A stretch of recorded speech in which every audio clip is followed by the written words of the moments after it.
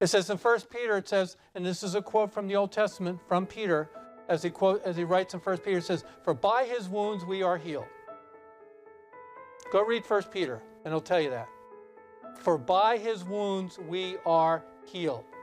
What does that mean? That means the wounds that he incurred on the cross, that he did, where his shed blood had flowed from his side and from his hands and from his feet. We are healed of that as we have, as we confess our sin to him, and his blood washes our sin away. What happens? We become healed from the power of sin in our lives. That's just an example. I'm just using that as an example of the Word of God, which has power. It's just not mere words. And we can't accept it as mere words. You can't accept the Bible as a mere word of men. It's not.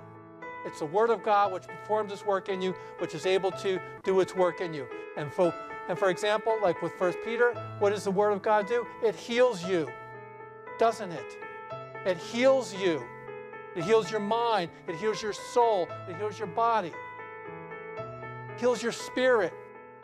Why do you think there's a lot of mental health struggles? I work with kids all the time, tons of kids that struggle with mental health issues, emotional issues.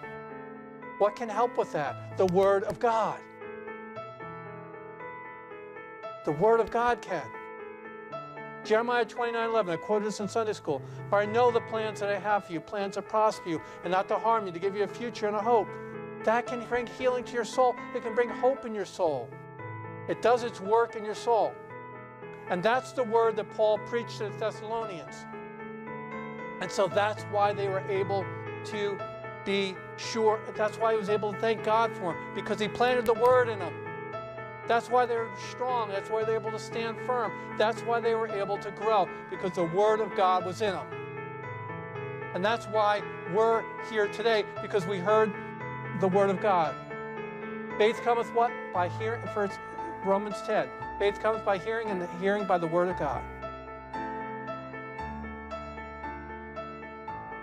Faith comes by what? By hearing, and hearing by what? The Word of God. So how are we saved?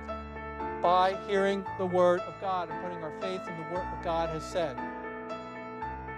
So the Word of God establishes a strong foundation in our hearts and in our lives.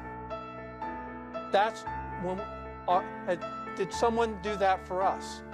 Did they pour the Word of God in our lives so that we heard the Word of God, and by that very virtue that we heard the Word of God, what happened? We were saved, weren't we? And we continue to hear the Word of God, and we're continually saved. Or in other words, we're continually sanctified. That means sanctification means a constant changing, a constant growing up in our faith. We are saved, and we are being saved.